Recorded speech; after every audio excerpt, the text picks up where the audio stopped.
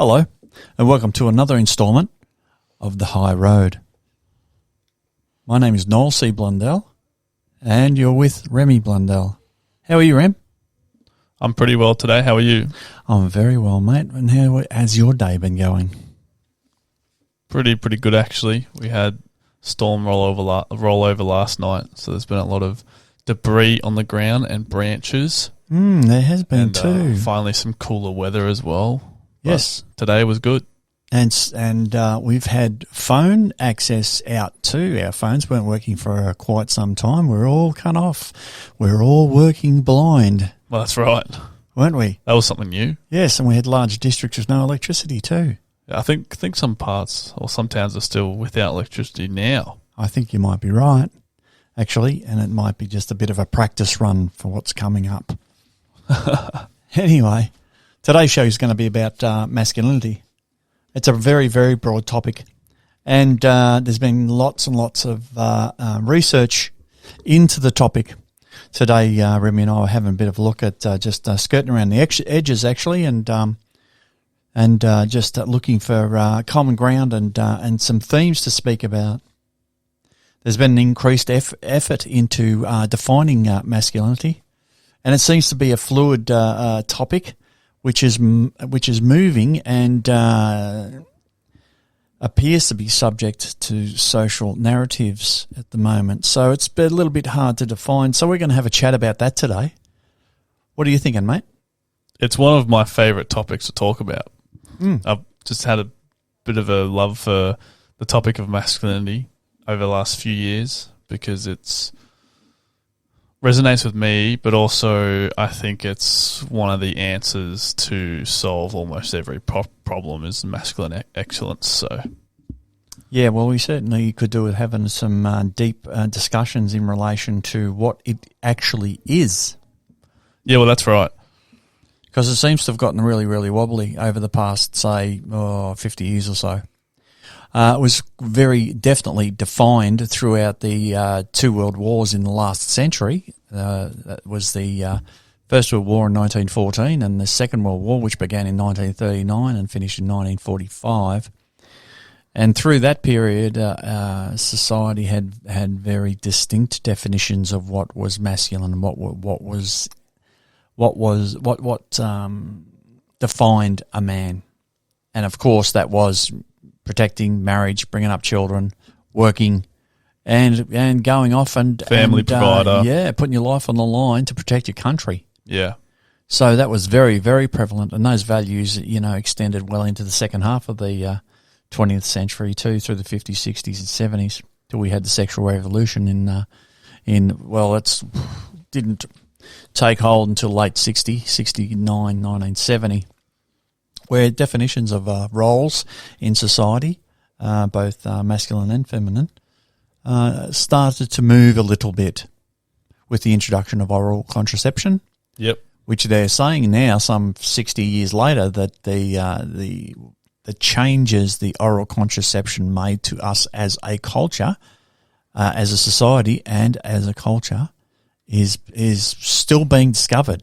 Yeah, we still have no idea the impact of oral contraception, the pill, today. They're still doing, they're still finding just outrageous and very interesting discoveries of what actually happens to people when they take it biologically. Yes, so correct. We don't know the full impacts of it yet. Women when they take it? Yeah.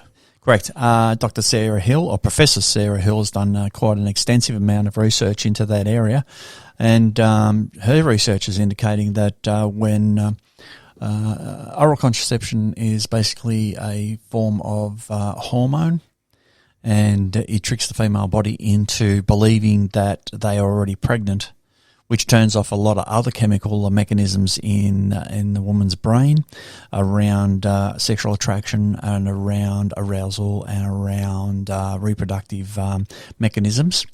And it can affect the relationship between the woman and her partner whilst she's taking the pill.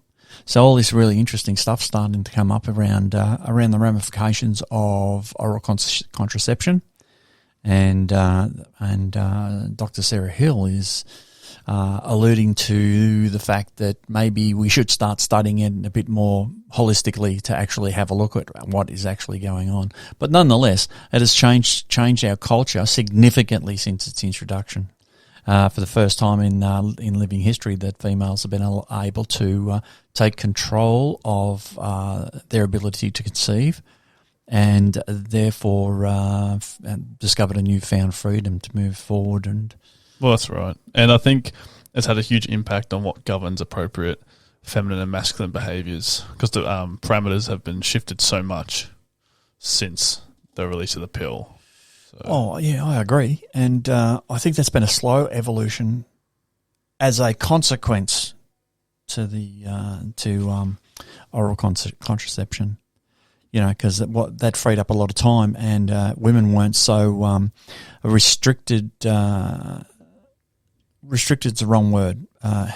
Had to change their commitment to the raising of offspring and children, and they could actually invest that time in other areas like career, education, things along those lines. Which what we see today is, the rich experience of having women in the workforce. That's what we've witnessed as a direct result. Oh yeah, it's very good. Which has its positives. Yes. Although, research is indicating that with every positive there is a negative, and we could be seeing some of the negatives associated to it as well. As I say, every force has an opposite and equal force. Yes, correct. So yeah, correct. With absolutely everything. Yes, but she's advocating that we actually have a look at it, and we will keep a finger on that pulse, and in future we might even have a bit of an episode on that, and unpack some of the discoveries that Dr. Sarah Hill has spoken about. Yeah, I find her work very fascinating. So yes, I do look forward to that. I thought it was fascinating as well. I thought it was really, really good what she had come up with, particularly around the biochemistry of female makeup and the introduction of oral contraception. But back to masculinity. We had a bit of a look and was having a look around and discovered that masculinity is an evolutionary process that some say begins at birth, which they're pretty right, because they've done studies that when children are born, well, they got a baby and they dressed the baby in blue, and they had all these people come in and saw us and filmed how they interacted with the baby dressed in blue. So then they took the same baby out into another room, dressed it in pink, brought it back in the room, and brought another group of people in and watched how that group of people interacted with the child. And they said that the group of people that they observed when they saw the baby in blue acted in a more masculine way and spoke in a more masculine way. And when you're going to grow up, you're going to be a big fireman and all that sort of thing. And conversely, people did the same in feminine aspects when they saw the baby was in pink. It started, you're wonderful, aren't you beautiful, and all that. Wow. And they spoke differently, and how adults go into baby talk and things on that. Yeah. These days, that changed.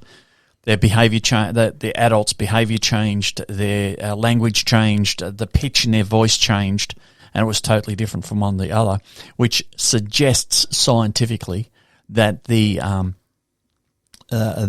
construct of masculinity and femininity begin at birth, when the infant is born, then introduced to people in their environment. How's that, eh? That's fascinating. That's yeah, I completely forgot about that. I remember seeing that somewhere, but it makes a lot of sense. Yes, we treat boys and girls differently, correct, since they're born. Yes, correct. And I guess that's what leads to men becoming more masculine and women becoming feminine. Yes, correct. It is environmental. Although masculine attributes are instilled in the infant in vitro, whilst they're in the womb, and that is depending on what chromosome that they are dealt out in the evolutionary process of developing in the womb, of course, and they have discovered that if you're going to be born a boy, you're given all boy hormones and things along those lines in vitro. So you're sort of set up to what you're going to be before you're even born, but then it's reinforced through your environment, which is pretty amazing. Well, I think what's actually happened to masculinity? Do you feel like it's not kind of being, it kind of is being taken away, but discouraged in today's society? Oh, yeah. Well, there's a few discussions there about the. Because I don't feel like it's as prevalent as it used to be. That's for sure. Yeah, I think discourage is probably a good word. It probably is a good word, but we'll get around to that. We'll get around to that. Just before we move on to that, I just wanted to say a couple more things in relation to actually developing masculine values and attitudes. Yep. And after those experiments where we're infants and we're in our blue jumpsuits and our pink jumpsuits and things along those lines, and our environment starts to interact with us in a either masculine or feminine way, we then get to develop our values. But other researchers indicated that the transmission of those values are largely non-verbal and are often via observation, where the child may not be able to speak, but they can certainly observe what's going on and the difference between mum and dad. And they were saying that the boy babies tend to levitate more to dad and mimic their behaviours, and mums not so much, but this is what happens with boys. And, masculine traits and values and attitudes are unconsciously transmitted from male to male. So even though you're a guy getting around and doing things, as we've spoken about before, there's usually a young male watching what you're doing and learning from your behaviour. Right? So be careful with your behaviour and how you act. So I thought that was rather fascinating. That is fascinating. And who influences those values and attitudes in young boys and girls are mothers and fathers and significant others, including step parents and just close family friends. And of course, those close family friends are broken up into feminine and masculine groups as well. And of course, the boys will tend to levitate towards the men, and the women will tend to. And the females, or the baby girls, will tend to levitate towards the females. So that's how it naturally has worked out. And they say that masculine attributes are deeply rooted in the subconscious, which would be right. Yep. Right? So some of the behaviours are a little bit, bit hard to. They're trying to eradicate that though, because I think that's what's kind of going on there. We're viewing that as a negative thing. Yeah, it has been in the in some of the data and some of the languages around masculinity has been a bit of a negative narrative. It's continuous negative connotations. And in the data that we've been looking at, we've there is an indication that there's a heavy emphasis and focus on extreme acting out behaviours of men. Oh yeah, definitely. So and that seems to predominantly drive the narratives and the discussion. Now, when we're looking at a distribution of the general population, right? Of course, extreme behaviours are either at one extreme of the distribution of the graph, the bell graph, or the other. And of course, in those finer ends, tails of the distribution, that's where you find extreme behaviours and psychosis and things along those lines. And what I've noticed is they overlook all the data in the middle of in the middle of the bell curve. The normal mums and dads and you and me and people like that who don't engage in these toxic masculine behaviours, who certainly don't advocate violence, who certainly don't utilise violence to negotiate or some sort of outcome, certainly don't participate in acts of violence like murder or rape. Like that's just unheard of. And as a society, we have very strict mechanisms in place and institutions to incarcerate people who do act out against society, particularly women and children, and with violence, resulting in rape, assault, sexual assault and murder, those people are dealt with very harshly, and rightly so, right? And when you say overlooked, do you mean from a research perspective, yes. or just like an entire language? Like they throw it in the media all the time, like they just kind of generalize it all. Like, I don't like how they've subject rape, domestic violence, and sexual assault to a toxic masculine trait. I don't think that's fair at all. Like they've termed these clearly mentally ill behaviours as an aspect of our biological nature. Yes, and I don't like it. Fair enough. That's a good call, and I think you're not alone there. I think the larger male population, aren't very happy about that narrative either, and I think this is contributing to the erosion of masculine purpose in today's society, and I think it's affecting the younger generation more than it is affecting the older generation.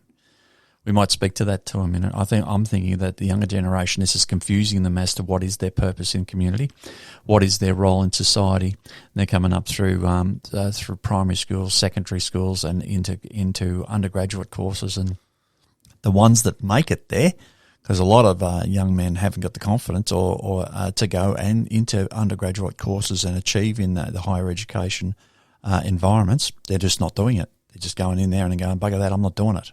And I'm going home and gaming. There's a better alternative at home on my computer, locked in behind closed doors. So I think this is contributing to that aspect of masculinity today. And of course, as you know, all the academic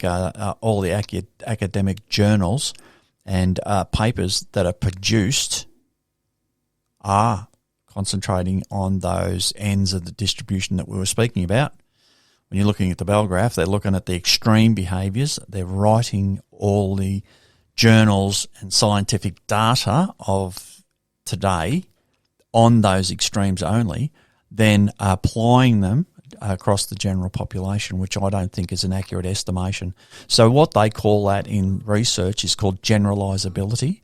Does the findings of the journal and the scientific data collection and process actually generalise across the general population? And I'm thinking, just scratching the surface, looking at some of the data, that it's not generalising very well. It may generalise very well across, populations of prisons. Yeah, I was just thinking that. It could go well in prisons, yeah.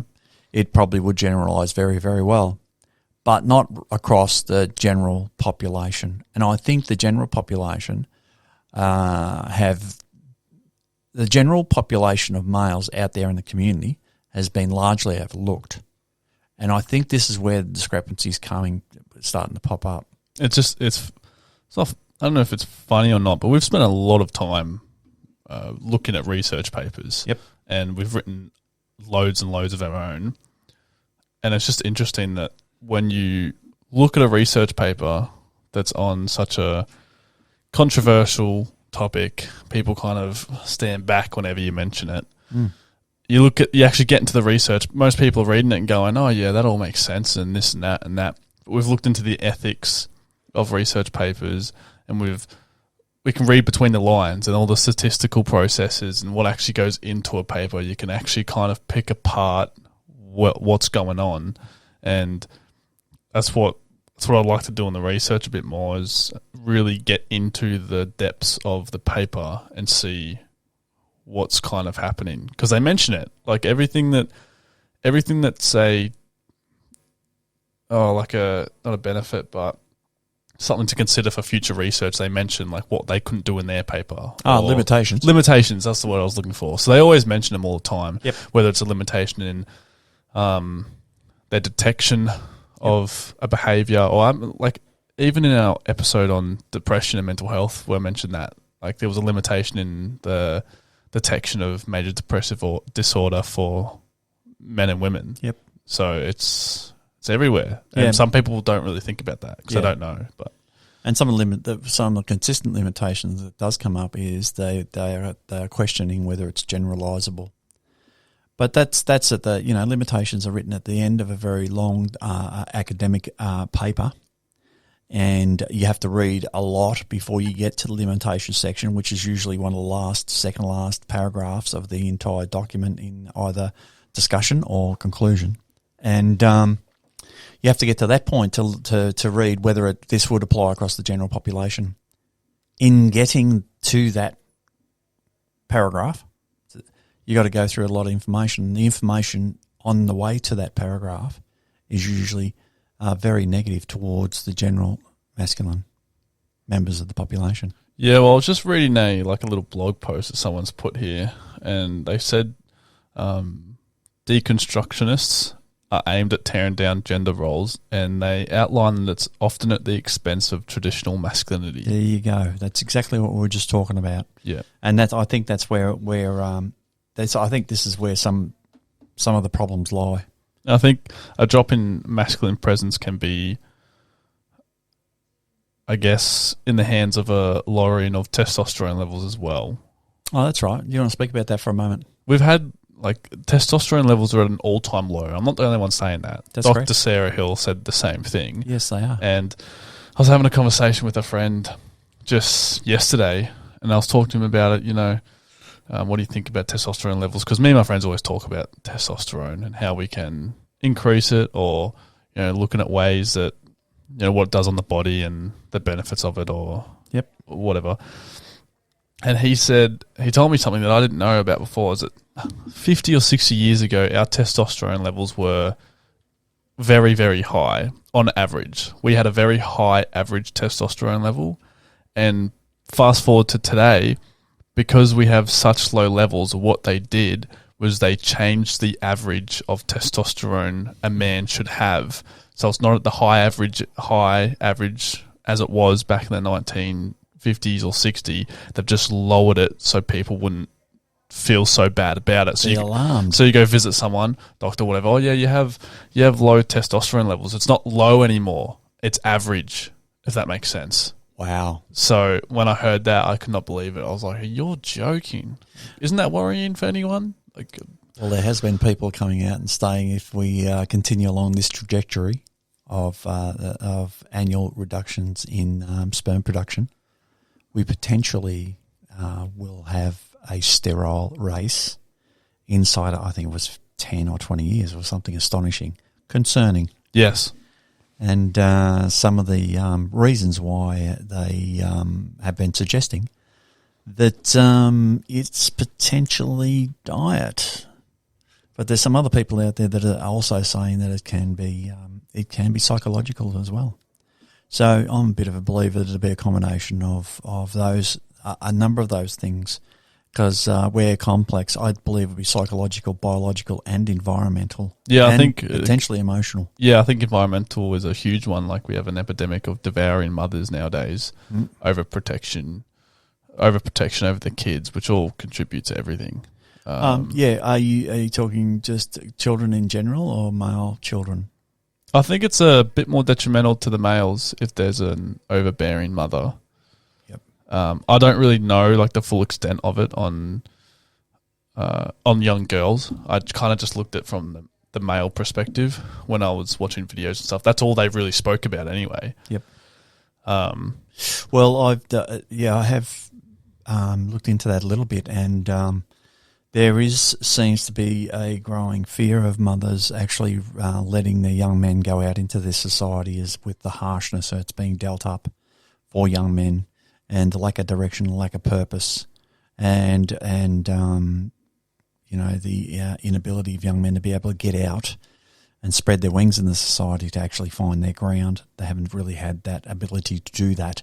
Lots of the information that they've been picking up has been via screens. Yes, well, yeah, it says, I just randomly clicked on this website, and it says right here is that why were young men so masculine in the past and now is because in the past kids went outside and played, now they sit around on their phone and play video games. Yep. And this is also the reason why in the past no one heard of ADHD or ADD kids, because they had to pay attention to their surroundings or else they'll get hurt or killed. That's correct. When they play baseball or in the streets or other stuff. Correct. So that's just from a random website I clicked on. Yes. So I think parents and particularly mothers are getting really, really concerned, Yeah. Really concerned. I was actually reading in a book, I'm not sure which one it was, whether it was Iron John or one of those books on masculinity, and they spoke to that extensively about, mums are becoming overprotective because they're not confident to let their young men go out into this society. They know what's out there, and they fear them going out because they firmly believe, and they're probably right, that they're not prepared. So yes, and I think that has on flow on ramifications where we're seeing a lot of mature age men, and I'm talking well into the beyond 25, well in their 30s and 40s, and some coming into their 50s are still at home with their parents, living in the same bedroom that they actually grew up in.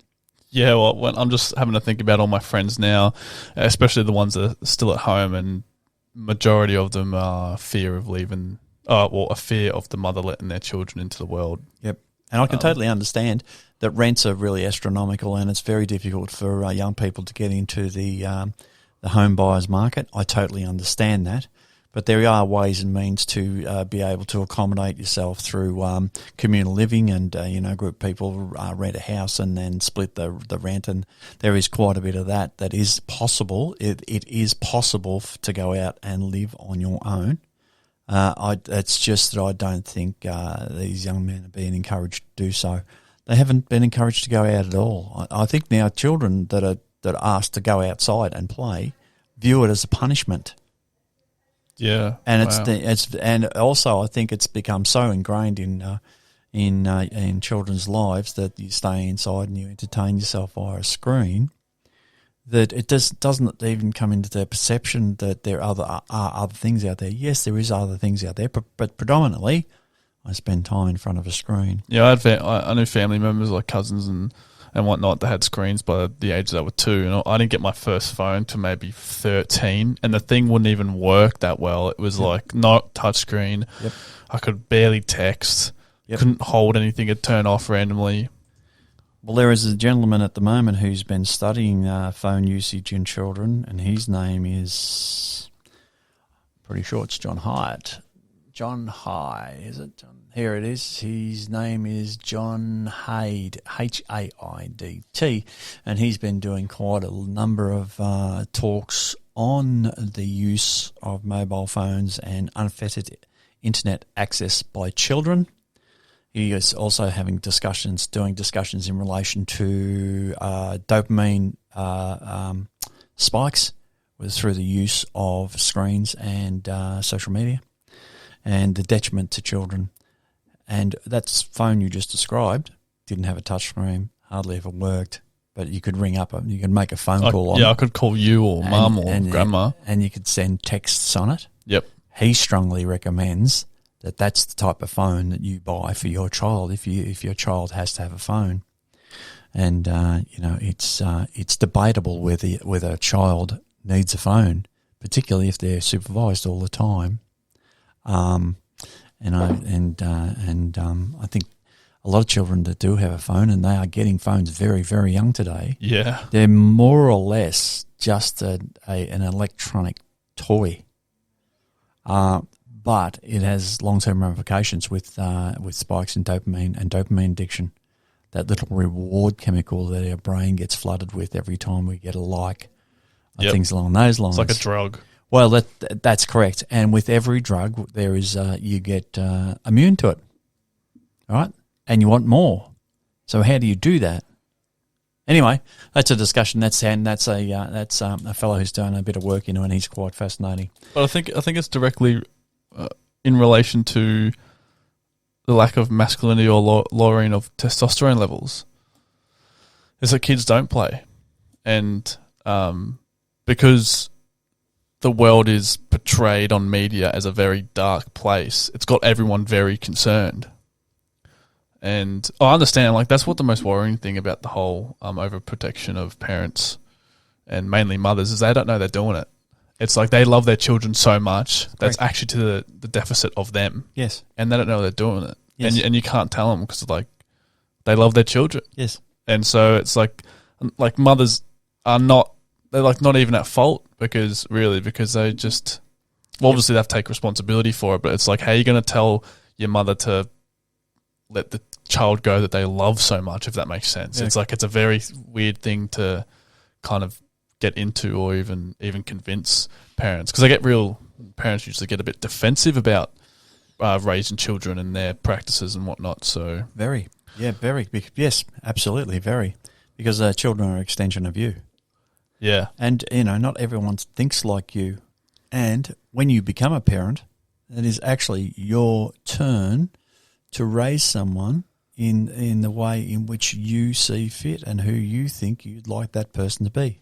Yeah, I'm not a parent, so I don't really know to the full extent the relationship that you have with your children. So there is some things I'm lacking on my end in terms of knowledge and whatnot, but just from what I've looked at, it's definitely something that's had an impact on men's behaviour.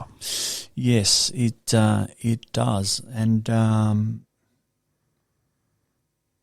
parenting is a big thing, and we will be going into that in future episodes, most definitely, because I believe we live in a very confusing environment, a very confusing society today, and I believe parents are confused as well because of all the mixed messages out there. And again, what's working for one doesn't work for another. And I think that interventions, because we tend to overdiagnose in our society considerably, and I think some of those interventions through child minding services and family planning clinics and things along those lines, some of their initiatives and some of their suggestions may not fit your family. And I think we're starting to get stuck between what we want to do and what others in our society would like us to do. Yeah.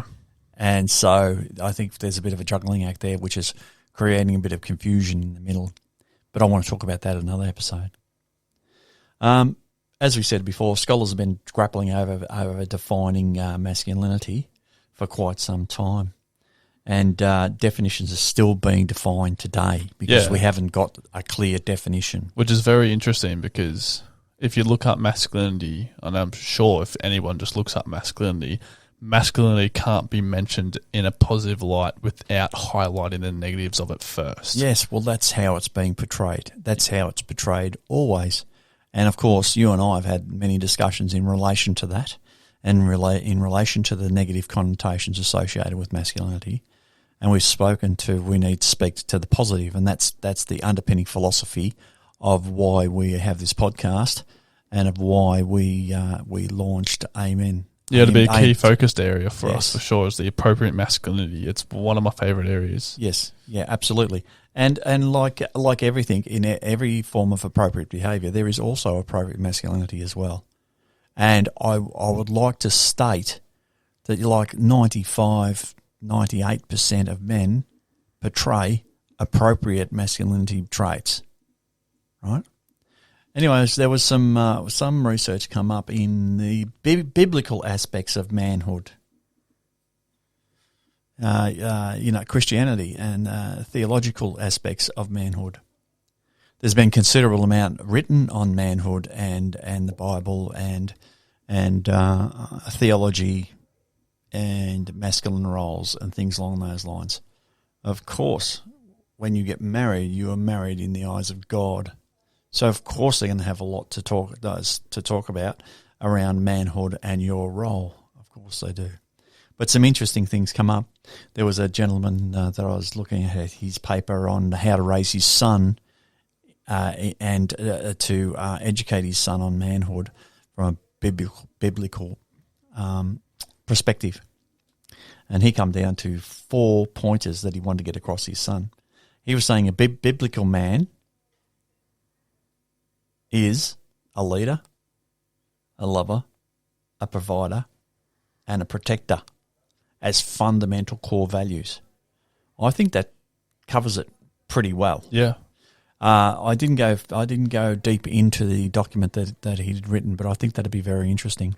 I think going back over the traditional values of masculinity and back into the theological perspectives of masculinity, still today will hold a lot of valuable points, valuable suggestions, valuable foundations for appropriate masculinity in the 21st century. What do you reckon? Well, it comes down to, like, maybe the crisis of masculinity is linked to a crisis of faith in whatever, like within God or within anything, religion.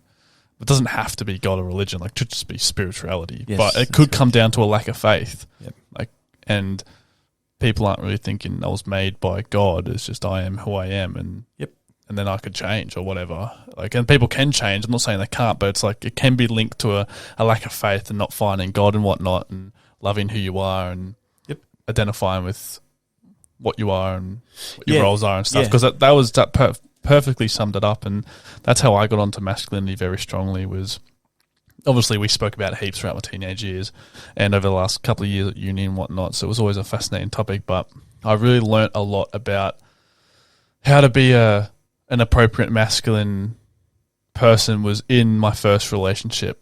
That's when I was kind of forced to step into it in a way. And I read a book by David Deida called The Way of the Superior Man, and it literally opened my eyes to absolutely everything, and I could not believe it. It was life changing, honestly, when I read that. And so I kind of had to step into a role where I was a protector, I was a provider. My woman was relying on me to do things, get us out of trouble, make decisions, and make sure she's all right, deal with her problems, and all this stuff. And in return, I got back like emotional support and loving and all this care. And it woke me up so much. And now I want to help other people realize their role of the masculine in the relationship, because a deficit of it is, or a deficiency of masculinity in a relationship is detrimental to the entire, I guess, roller coaster of a relationship. Yep. But that's why I kind of stepped into it. And I wanted to mention that because it was a huge life-changing aspect for me, as I already said. Yep. And there's heaps and heaps of things to say on it, I suppose. But I think, I just think it's very, very important to me, I guess. But I think, I kind of lost my train of thought there for a minute. But no, I think it's really good that you actually had that opportunity to experience that. Oh, definitely. And I think there's a lot of young men out there who haven't been given the opportunity to do that as of yet. And the older they get, the more they fear it. It's something that you can't really think out before you go into. You have to sort of, you know, fly where angels fear, so to speak, you know? Yeah, or you get thrown in the deep end, and if you don't swim, you sink. Correct. And, like, that's what happened to me. It's like I got thrown in the deep end, and my brother, he handed me this book and said, you need to read this if you want to save your relationship. Yep.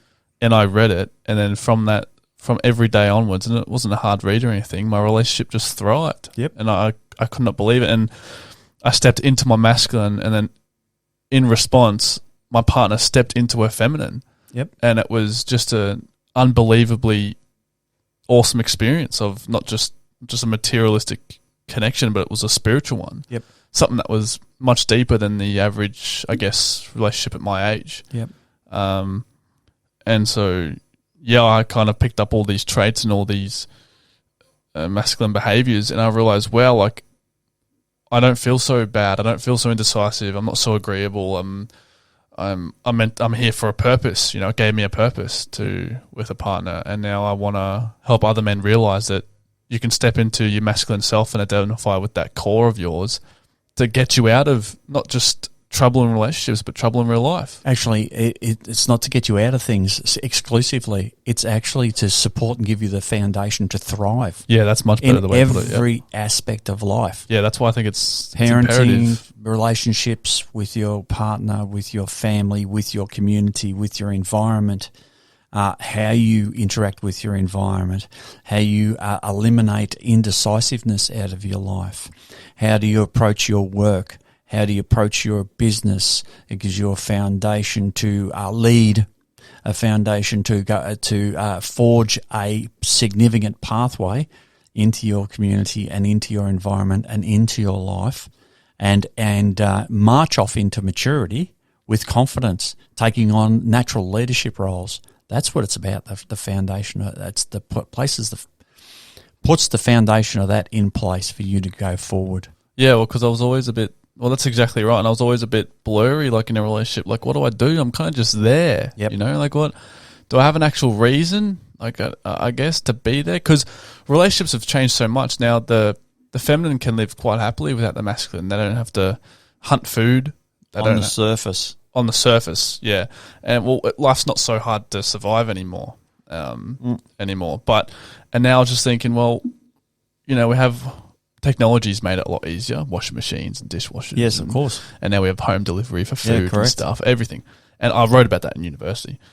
And so I wasn't too sure on if I had a real reason to be in a relationship, which is probably what a lot of men are thinking. It's yes. like, do I have a reason to be in a relationship? And a lot of women. Yeah, it's like a lot of women and men are thinking the same thing. Yeah, and I don't think it's in my opinion, it's you don't have to have a reason. It's necessary. Yes. You get into a relationship and, you know, yes, grapple yes. grapple with problems with your partner. Find someone you have to contend with. Yes. And you will go through the highs and lows of a relationship, what a relationship brings.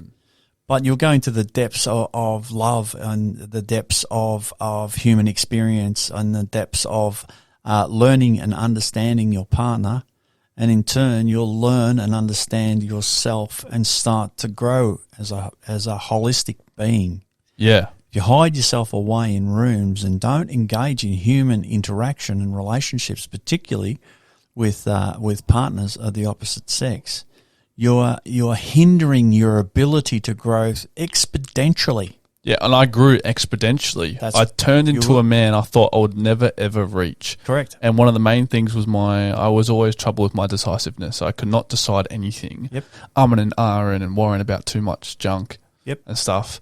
And now it's just I had to make a decision because my partner made me to. Well, you're in that role. My partner expected me to step up and do that. Yep. And I know people are going to be quivering. Oh, you're the male and you have to make the decision. Well, at the end of the day, I think one of a male's roles is to forge a pathway through indecisiveness. Yes. Absolutely. Right? Because usually, if we look at it logically, just let's have a look at it logically. Men are very logical. I'm very logical. 2 + 2 = 4.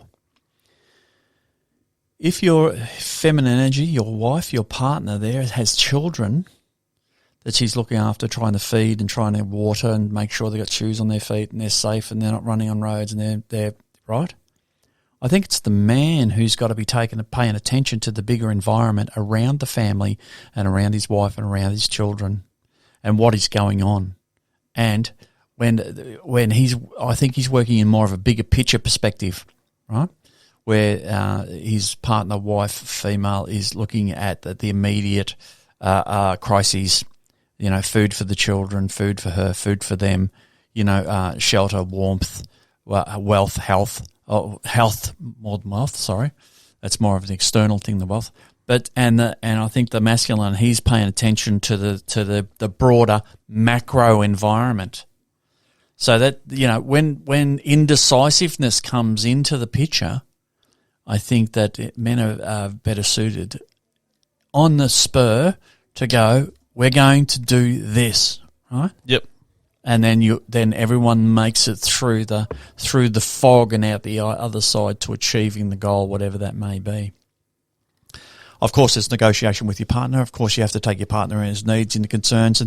And the man and the woman being together for so long to have offspring should have a pretty good understanding of the needs of their partner and be able to implement that into their decision-making processes, right? Realistically. And again, I think that is an essential part of a man's role is to clear up that indecisiveness, particularly when the chips come down. Yeah, when it gets really rough and the barbarians are at the gate, you hide under the house and I'm going down there with my spear to the gate with all the other men and we're going to keep these barbarians outside of the citadel, right? That's what's been going on for centuries and centuries. And I think what's going on now is that not relevant anymore. That role is being questioned. Because I heard this great thing and it was what a role of the masculine is in a relationship or in family. And I can't remember who said it, but it was picture a garden where there's flowers and stuff and your partner's there with your offspring, with your children. And what the masculine's role was the fortification of the walls around that garden to enable play to happen. Yep. To enable positive emotion and play and protection to all make way. And that was the masculine's role, to fortify the walls, to make sure they were safe and the child would be raised right and all that. And I was like, that makes a lot of sense. Yes, it does. Because it's all not theoretical, but it's all non-tangible, all the behaviours until you do it. Yep. And it's like the fortification of walls. You're not actually fortifying walls in a relationship, if that makes sense. Yep. But you are on a non-tangible level. And you're fortifying the relationship. Yes. Metaphorically. Yeah, and that's why I think some men don't really know how to do it. Well, and I think a lot of women have stepped up to do that. Yes. And which is leaning more into their masculine side, their anima and animus. Carl Jung wrote about it extensively. Yeah. We all have feminine attributes. We all have masculine attributes. You know, it's just you have a propensity for more than the other naturally. But I think what we're seeing today, and I probably said it before, is the females are leaning more into their masculine attributes and over and above what is natural for them. And I think this manifests into, in the words of David Dieter, he's a big advocate of this, is that it manifests in anger. Yeah, it does. And just adding to that, Dr. Sarah Hill said that females are being taught how to be males. That's correct. And then she said there's no room for the males anymore. Correct. And males are being taught to be females. Yep. And it goes against their natural grain, their natural levels of masculinity and femininity. And this is what we're witnessing today. Now, when men are taught to be more feminized, they're sitting in that indecisive space. Yep. So therefore, they can't decide on anything, and they can't forge their way through indecisiveness to find purpose. Yeah, and that's, so if you don't find purpose, life is just you're indecisive, can't find purpose. You don't stick to your word. Well, there's no foundation for anything, so you hide. That's hence we see young men in their mature-aged parents' homes, living in the bedroom they grew up in, hiding from society, hiding from their life. Yeah. And I think this is the tragedy of masculinity in the 21st century. That is one of the tragedies of masculinity. Yeah, and also another thing that I learned in the relationship was like I had to pick up a whole lot more responsibility than what I once had. And that was probably what led me to get into being an appropriate masculine, was the responsibility I had to uptake and take on like a big rock, or else my relationship was going to fall over. Yep. And I couldn't let that happen. Yep. And men are being told nowadays is to be passive and stay and live in limbo. Yes. And I think that's so dangerous, and it just isn't good.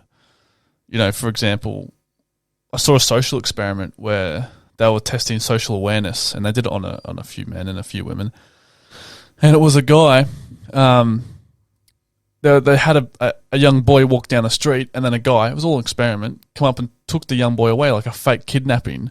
And not one, I guess, male stepped in and tried to stop it or question it, a couple of confused looks or whatever. But I feel like we're getting to a point where it's so limbo that just like there's no appropriate interception of masculine behaviours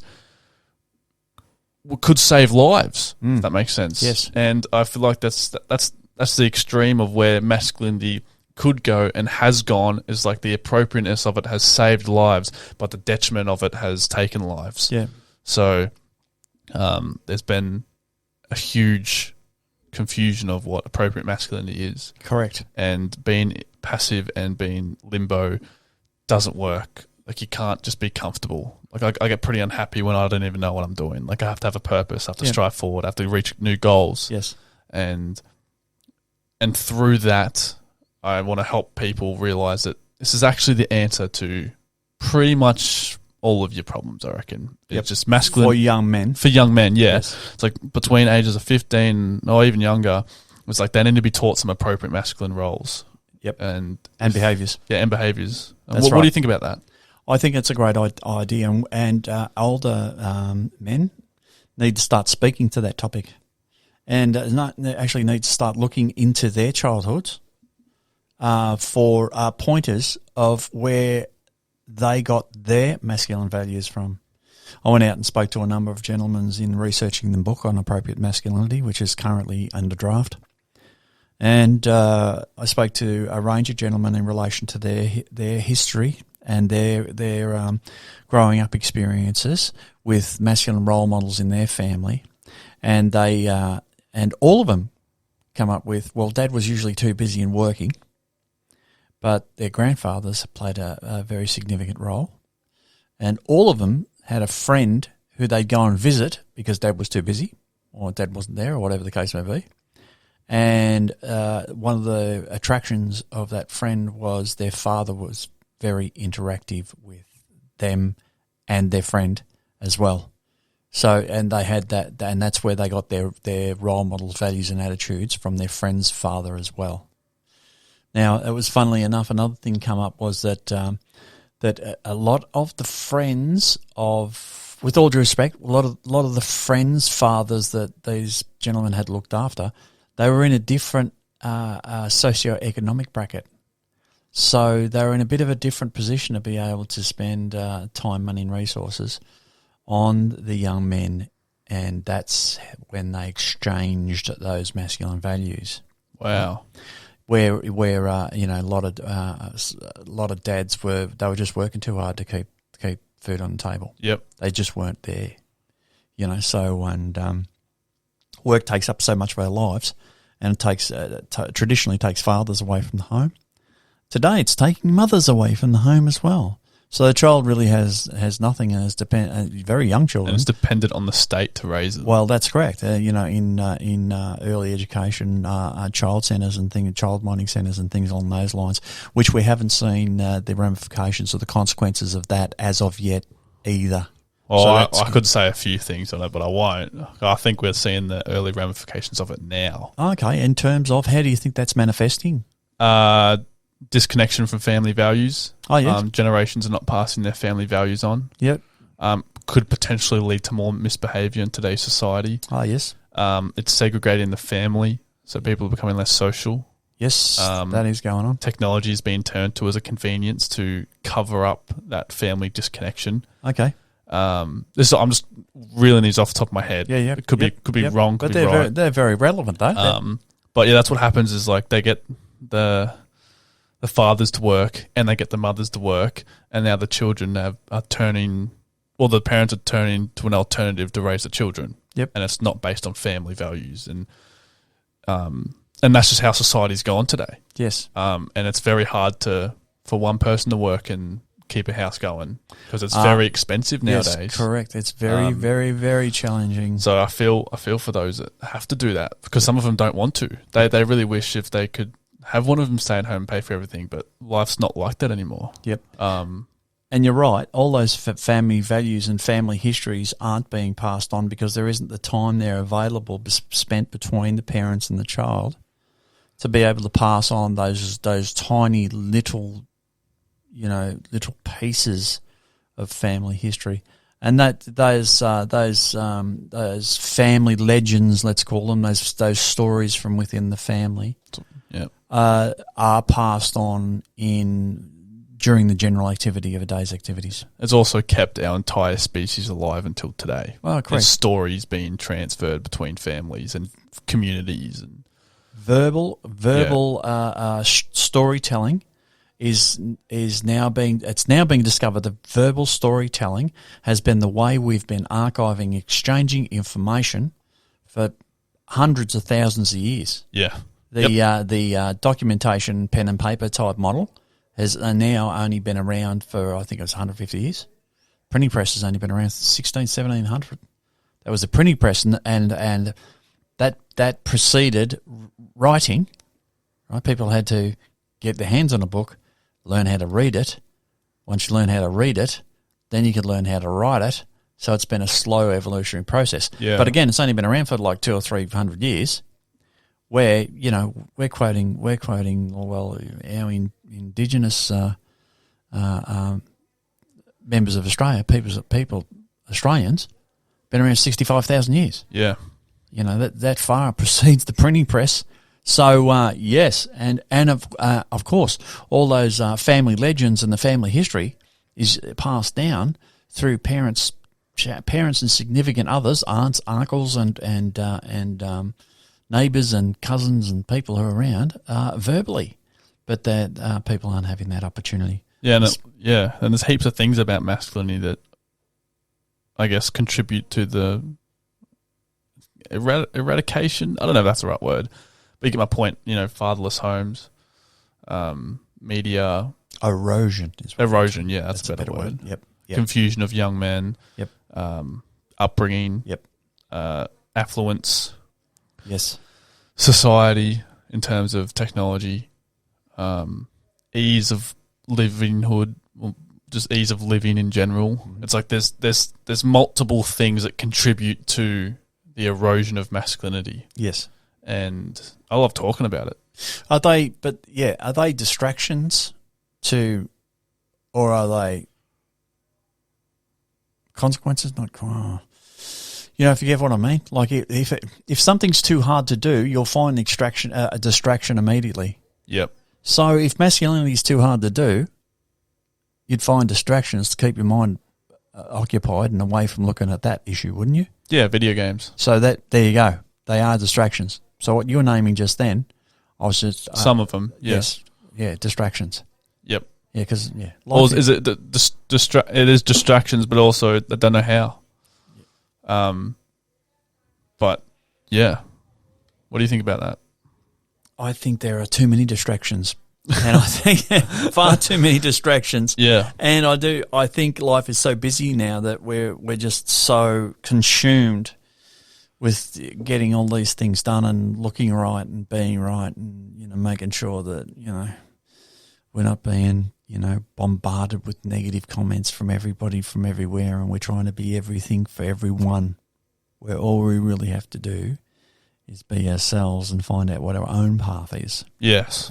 Really. Yeah. I think there's some of the problems. But anyway, I think some of the attributes of of manhood that we need to speak about, and I think some of those positive attributes is, I think a man, they need to, particularly when they start to mature, they need to be a bit of a philosopher, I think, to be able to philosophize on what's going on. Again, that's so they can interact with their environment for the betterment of their family and community and society. And another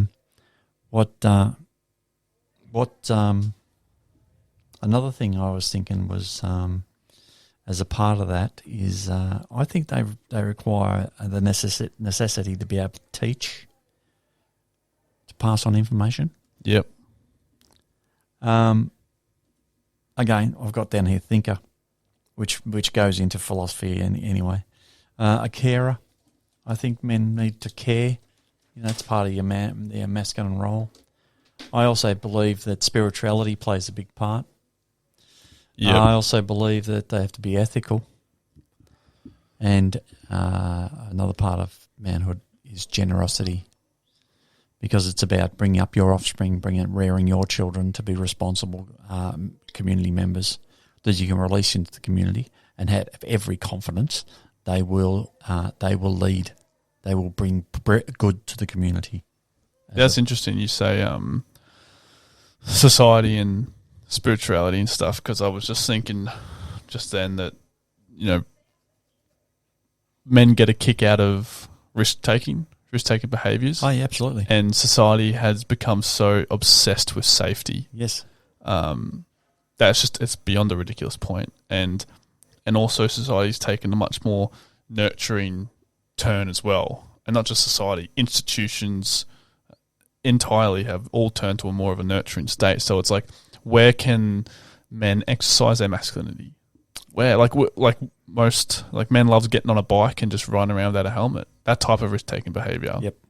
And stuff. And it's becoming less and less and less yep. Available. Yep. So maybe that's worth to consider too. We still have team sports, football, soccer, Yes. cricket, things along those lines, and sporting is a pretty big outlet for men. But a lot of those sports are spectator sports. We have local football and things along those lines. Yes, we do have that. A lot of people participate in that, but that doesn't cater for the whole 100% of the male population. No. Just like netball for women doesn't cater for all women, but Yeah. but it is popular. Yep. So we do have that. We do have those activities, but a lot of those are spectator. You sit back on the couch and you watch it on television. So people aren't really interacting with it; they're interacting with the screen again. So I think we need to broaden up our some of our activities. And how do we allow men to exercise their masculinity? Well, how do you do that in this society? How is that done? Well, I think first and foremost, they need to be educated on what masculinity is and how to identify with their masculine core so they can figure out how to exercise their masculinity for them. Do you think it'd be worthwhile to have a look to see if society is allowing them to do that first? No, I don't think they're allowing them to do that at all. They get forced into school, right? And then most of them drop out because it isn't for them. Yep. So that's a perfect example of how they're not. Well, yeah, most of the education environments have been made very risk averse.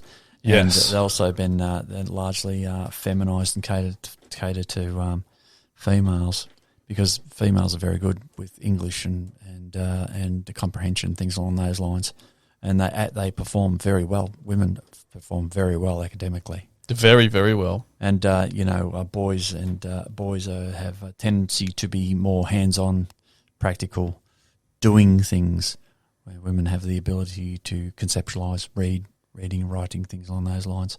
And I think the education system has been leading a little bit more one way than it should.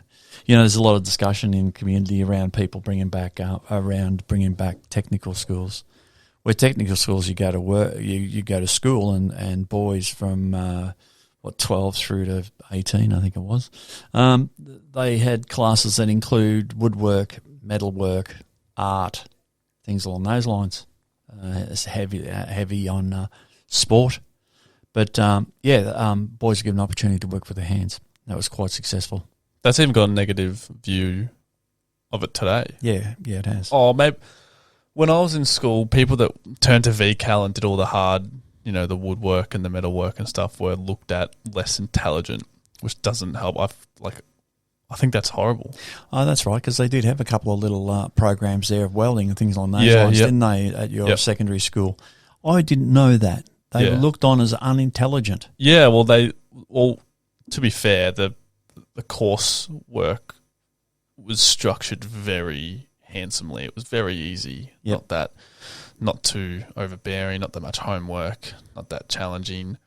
So there's that aspect of it, but also it wasn't looked at like, wow, you're pretty intelligent, conversely doing physics or biology, if that makes sense. Yes. And yeah. so, well, they're the sexy topics, aren't they? Yeah, and really?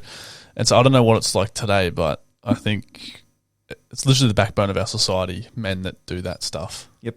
And I have deep appreciation for it, because when stuff goes wrong, like plumbing is one of the biggest advancements society has ever seen, and has saved health, lives. Absolutely. Yep. The biggest advancement in our health, life longevity, and well-being has been plumbing. Yeah, all because and how many? I think, what are the statistics on plumbing? I can't remember. It's probably over 95% of men that are doing plumbing or something like that.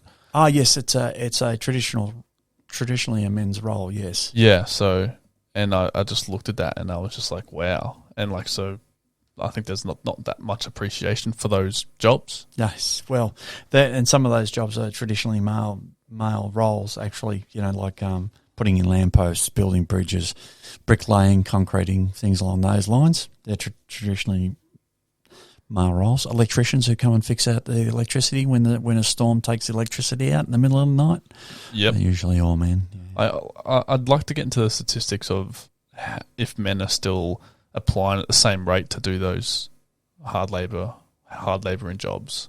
I think they are, because men will take will trade off financial reward for risk. Financial reward for risk. Yes. So if you can pay them a bit more money, they're happy to swing off a gantry, 50 stories off the ground and, install panes of glass.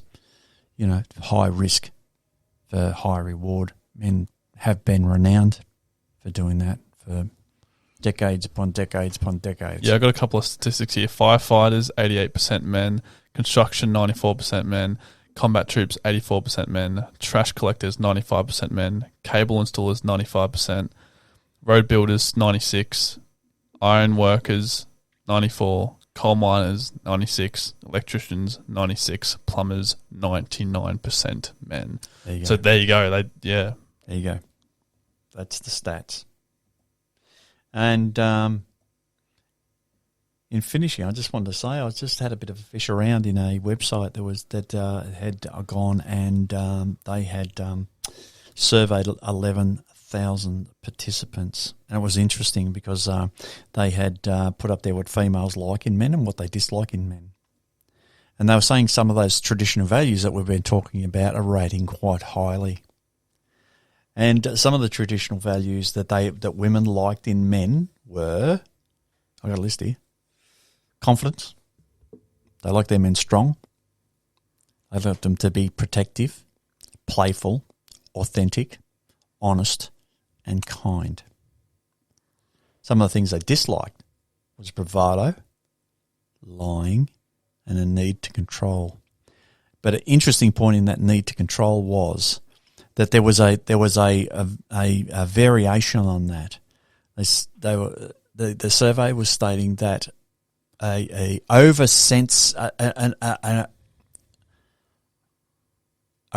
great need to control was a put off. Yeah.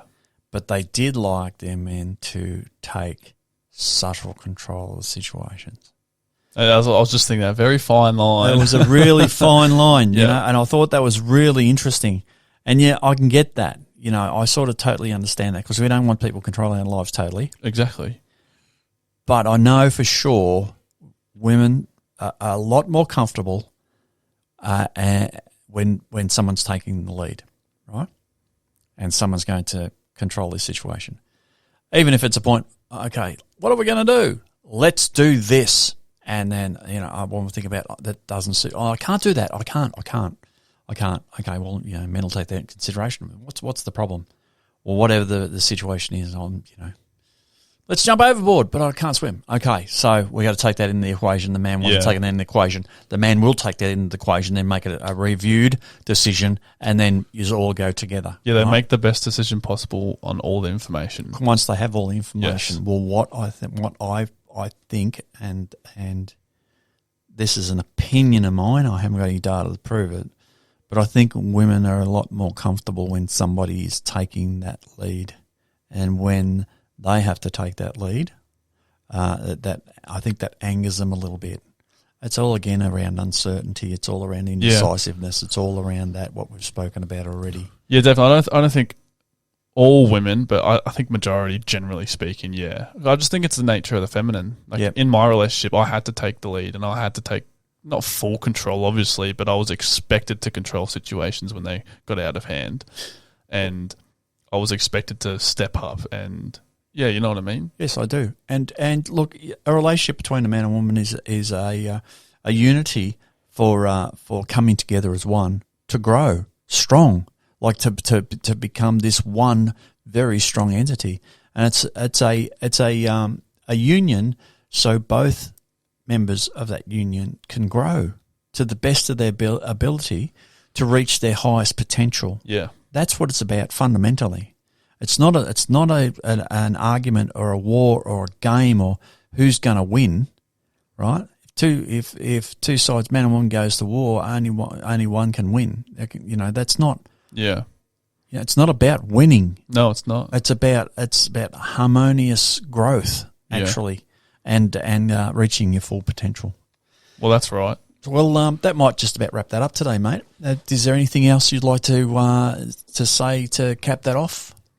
No, I think we're going to break down some of the aspects in this podcast in a later one. Yes. And we're going to, obviously, we've got programs and on our website and stuff designed to help men or educate men on masculinity and how to identify with their core and stuff. Absolutely, and open up the topic for deep discussion. Yeah. And so hopefully some young men can take away some tips to actually step into their masculine roles and to step into their masculine strength and power.